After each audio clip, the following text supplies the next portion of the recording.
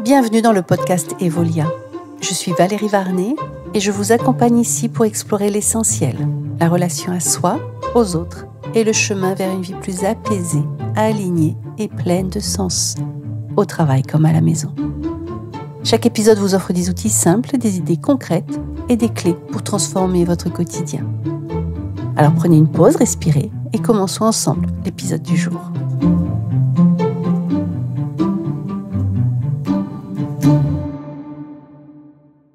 Alors aujourd'hui, on va relationner, on va apprendre à relationner. Ce qui se passe, c'est que dans la communication, on est nombreux à avoir quelques soucis.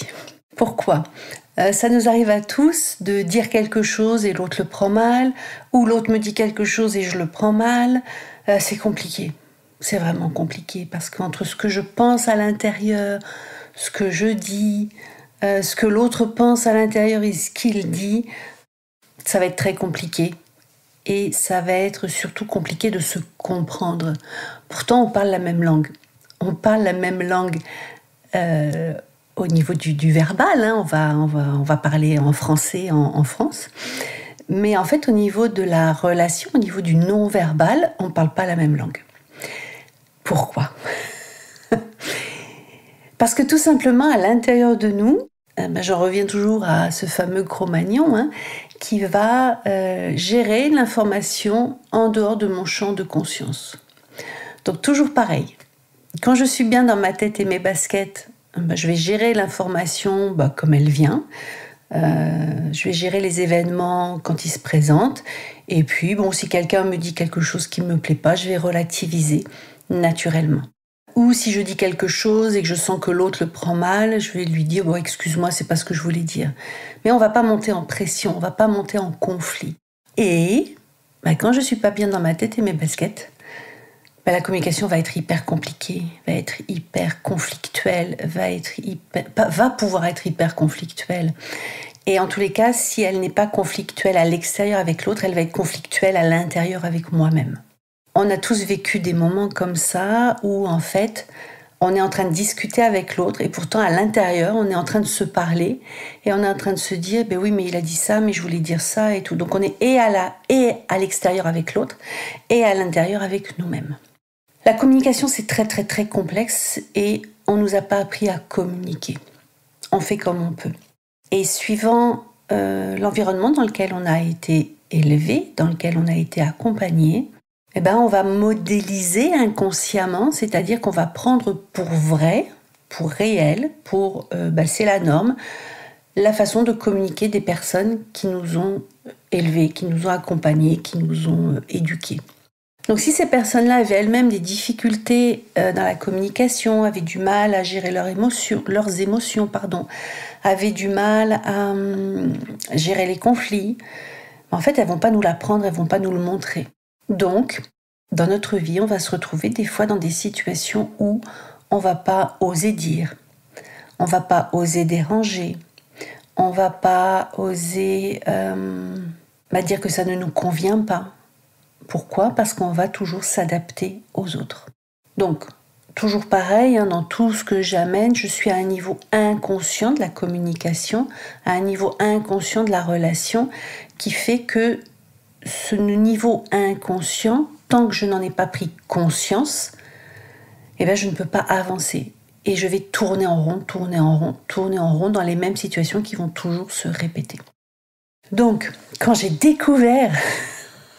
Ça a été une très très grande découverte, parce que tout ce que je transmets aujourd'hui, c'est tout ce que j'ai emmagasiné au fil du temps. Quand j'ai découvert l'existence de la relation entre l'autre et moi, mais pour moi, ça a été une grande ouverture et une grande source d'exploration, parce que du coup, c'était pas forcément avec l'autre que j'avais un problème ou que l'autre me posait un problème, c'était peut-être que c'était ce qu'il y avait entre nous, la relation. Et je le vois toujours quand je coach et que je dis à la personne, mais oui, mais par exemple dans un couple, on est combien ? Et la personne me répond 2, 3 ou plus, et que je lui dis, non, on est 3. Il y a toi, moi et la relation entre nous. Le fait de mettre cette relation entre nous en conscience, ça permet de mettre de l'espace. Et dans cet espace, de mettre de la compréhension. Parce que tout le monde a envie que ça se passe bien. Il n'y a personne qui a envie de vivre en guerre, il n'y a personne qui a envie de vivre dans le conflit, mais on n'a pas les clés, on n'a pas les outils, donc on fait comme on peut. Donc c'est vraiment important de prendre conscience que dans la communication, il y a ce qu'on va dire, donc en conscience, ça va être un côté conscient de la communication, mais qu'il y a toute une partie inconsciente dans la communication qui va passer à travers la relation et qui va faire qu'on va avoir du mal à se comprendre. Alors au début, généralement, tout se passe bien, que ce soit au travail ou à la maison ou dans le couple. Ça se passe bien, on va avancer ensemble, on va discuter. Puis petit à petit, il va y avoir des petits bzz, des petits ah là, je suis pas OK, mais je le dis pas parce qu'il y a des fois, en fait, je suis même pas en relation avec moi-même. C'est-à-dire que je vais être dans ma tête, je vais être dans mon dialogue intérieur, et je vais faire ça, il faut que je pense à ça, mais je vais dire ça, mais comment... Et je vais être tout le temps dans mon dialogue intérieur, tout en étant en relation avec les autres, à qui ce n'est pas arrivé de discuter avec quelqu'un, puis de penser à la machine à laver, aux courses, à tout ce qu'il y avait à faire. Souvent, trop souvent, on va être dans notre tête, dans notre mental, et on va pas être connecté à notre corps, à nos émotions. On va pas faire équipe avec notre cœur, notre ventre et notre corps. C'est-à-dire que quand notre corps va vibrer un peu en disant « Oh là, je suis pas tout à fait d'accord avec ce qui est en train de se dire », comme moi, je suis dans mon mental, en train d'essayer de faire que tout se passe bien avec l'autre, avec les autres, mais je vais pas être à l'écoute de ce qui se passe à l'intérieur de moi. C'est très important de comprendre que dans notre cerveau, quelque part, il y a une partie qui gère la relation à l'autre, qui gère le regard de l'autre, qui gère ce que je vais capter de l'autre. Et en fonction de ce que je capte là, je vais avoir un comportement ou un autre. Pourquoi ? Parce que je veux être aimée, je veux être appréciée, je veux pas être abandonnée. Donc en fait, quand je suis là-dedans, je suis dans mon Cro-Magnon qui est en survie et qui est là pour me faire survivre et qui fait que je ne suis pas vraiment là. Donc ça va être des comportements de fuite ou des comportements d'évitement ou des comportements, au contraire, je rentre en conflit parce que ça ne me va pas. Et c'est dommage, c'est vraiment très dommage. Pourquoi c'est dommage ? Tout simplement parce que comme j'ai pas appris à communiquer avec moi-même, j'ai pas appris à m'écouter, j'ai pas appris à me respecter, j'ai pas appris à me mettre en priorité. Donc du coup, là-haut, la partie de moi qui dans le cerveau qui gère le regard de l'autre, la relation à l'autre, en fait, comme elle est déconnectée un peu de moi à ce moment-là, elle va tout faire en fonction de l'autre. En fonction de ce que je risque si je dis ça, en fonction de ce que je vais gagner si j'ai dit ça. Et en fait, pendant que j'essaye d'être en relation avec l'autre, en fait, non, je ne suis que dans des jeux psychologiques. En septembre 2025, je vais faire un spécial jeu psychologique pour vraiment comprendre qu'est-ce qui se passe dans tous ces jeux, tous ces enjeux relationnels qui nous gouvernent et ces enjeux relationnels inconscients qu'on ne connaît même pas. C'est pour ça que dans la relation, des fois, on va se retrouver en conflit avec la personne qu'on aime. On va se retrouver en conflit avec nos enfants alors qu'on les aime. En fait, on n'a pas appris à relationner, on n'a pas appris à co-construire, on n'a pas appris à fonctionner en équipe avec l'autre. Et c'est ça le verbe relationner que j'utilise. C'est un verbe qui n'est même pas dans le langage commun. Pendant longtemps, il n'était pas encore dans le dictionnaire. Je ne sais pas s'il y est aujourd'hui.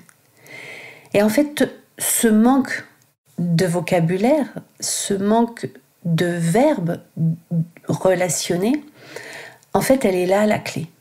Parce qu'on veut tous communiquer, donc il y a beaucoup d'informations, on échange beaucoup d'informations, on reçoit beaucoup d'informations. Mais oui, mais en fait, notre vrai besoin à chacun de nous, c'est d'avoir des relations authentiques. C'est d'avoir une communication authentique. C'est ne plus avoir à se cacher. C'est important pour chacun de nous de se dire de se nommer. Et c'est hyper compliqué. C'est hyper compliqué tout simplement parce que la relation de confiance n'est pas établie. Et tant que je n'ai pas mis en place une relation de confiance, de vraie confiance avec l'autre, mais aussi avec moi-même, je vais être confrontée à tout un tas de problématiques. Ces problématiques, qu'est-ce qu'elles vont faire ? Elles vont faire que je vais ruminer, je vais avoir du mal à dormir, je vais avoir du mal à me faire des amis, je vais avoir du mal à m'épanouir au travail, je vais avoir du mal à m'épanouir en couple, tout simplement, ou dans ma famille, parce que en fait, la relation est bloquée. C'est ça le message d'aujourd'hui. C'est que tant que j'ai pas appris à relationner, je vais vivre des blocages dans ma vie.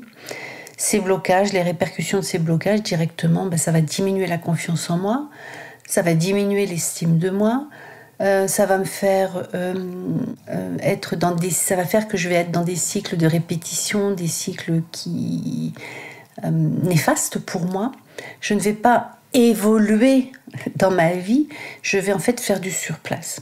Et je vais avoir la sensation que c'est de ma faute, que je suis pas assez bonne, que j'ai rien compris, que ceci, que cela. Mais en fait, quand on creuse un peu, c'est juste une question de relation. Alors ça peut paraître un peu facile, mais bon, derrière moi, j'ai plus de 20 ans d'évolution et d'accompagnement.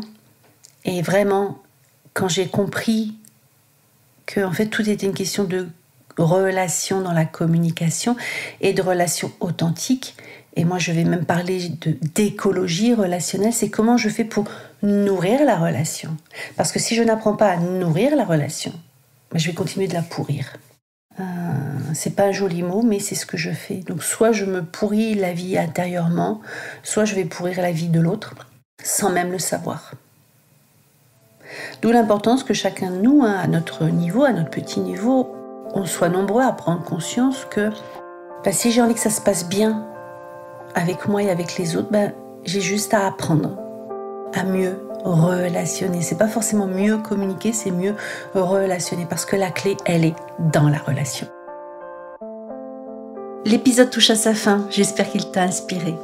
Garde ce qui résonne et teste à ton rythme, un pas à la fois. Et si ça t'a plu, bien sûr, like et partage autour de toi. À très bientôt pour la suite. Bye bye.